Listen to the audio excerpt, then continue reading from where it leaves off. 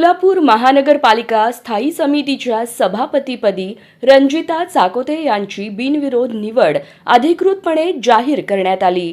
शुक्रवारी झालेल्या स्थायी समितीच्या बैठकीत त्यांच्या निवडीची घोषणा करण्यात आली. निवड जाहीर झाल्यानंतर रणजिता चाकोते यांनी पहिली प्रतिक्रिया दिली. बघा काय म्हणाल्या रणजिता चाकोते. नमस्कार. ग्रामदैवत शिवयोगी सिद्धरामेश्वर महाराजांच्या आशीर्वादाने आज भारतीय जनता पार्टीच्या पक्षश्रेष्ठींनी माझ्यावर दाखवलेला विश्वास, सर्व कार्यकर्त्यांचं सहकार्य आणि जनतेने दिलेल्या प्रेमाबद्दल या सर्वांच्या अभावी आज मला ही महत्त्वपूर्ण जबाबदारी दिली गेलेली आहे. हा माझ्यासाठी सन्मान नसून सोलापूरसाठी मी प्रामाणिकपणे प्रगतीसाठी वाटचाल करण्याची जबाबदारी मी घेतलेली आहे. ती पूर्णतः एक निष्ठेने आणि प्रामाणिकपणे नक्की पार पाडेल. सोलापूर महापालिकेची तिजोरी समजली जाते स्थायी समिती स्थायी समिती म्हणजे, तर कोणत्या गोष्टींना आपण प्राधान्य देणार किंवा काय बजेटसाठी काय तरतूद विशेष वेगळं काय बजेट असणार आणि समान निधी नगरसेवकांना मिळणार आणि तो नक्कीच विकासाच्या कामांना प्राधान्य दिलं जाणार आहे. यामध्ये प्रामुख्याने मूलभूत गरजा तर पहिल्या प्राधान्याच्या आहेत. पाणी पुरवठा आहे, रस्ता आहे, आपल्या सगळ्या महानगरपालिकेचे हॉस्पिटल्स आहेत, प्रामुख्याने महिलांचा विषय आहे, पिंक टॉयलेट्स आहेत. आता जी काही बसेस येणार आहेत त्यात महिलांसाठी काही रिझर्व करायचे आहेत.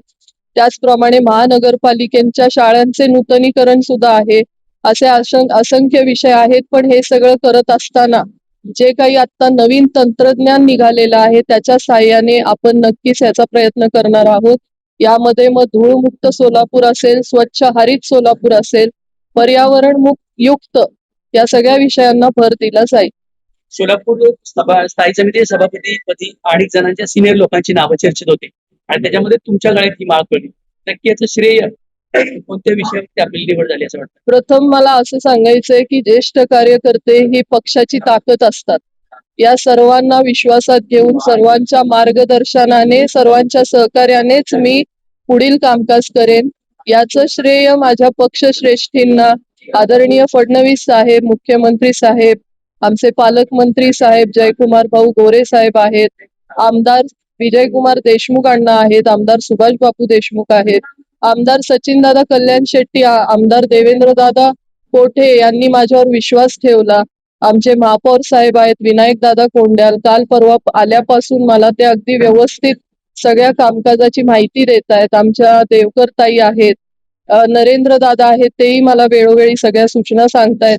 आणि माझे आधारस्तंभ रोहिणीताई तडवळकर, ह्या सर्वांचंच मी श्रेय देते सगळ्यांना.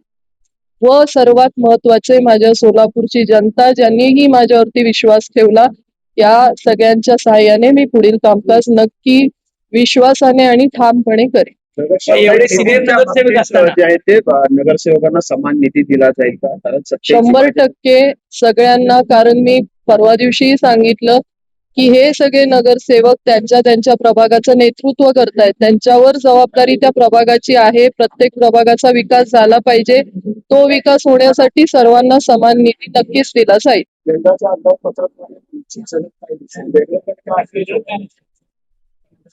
सोलापूरच्या माझ्या दृष्टीने मला टोटल इन्फ्रास्ट्रक्चर, शिक्षण क्षेत्रातले जे काही कॉलेजेस परवा दिवशी आपल्या फडणवीस साहेबांकडून अभियांत्रिकी कॉलेजची ही जाहीर झालेली आहेत.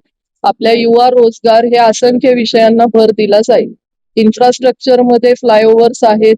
सोलापूरचा नकाशा जेवढा होईल तेवढा मला बदलायचा आहे. मॅडम, अनेक सिनियर नगरसेवक आहेत, ज्येष्ठ आहेत आणि आपल्यासारख्या पहिल्यांदाच निवडून आलेल्या उमेदवाराला स्थायी समितीची एवढी मोठी जबाबदारी दिली आहे, ते नक्की कसं? दादा, पहिल्यांदा प्रत्येकाच्या आयुष्यात पहिली वेळ असते. कुठलंही पद आलं तर ते पहिलंच असतं. मला वाटतं मी उशीर केलाय, कारण माझ्या टीम मध्ये 25 आणि 21 वर्षाचे नगरसेवक आहेत. त्यामुळं सगळ्यांना मी म्हटल्यासारखं ज्येष्ठांना मी सोबत घेऊनच काम करणार आहे. त्यांच्या सूचना, त्यांचं मार्गदर्शन नक्कीच मोलाचं आहे.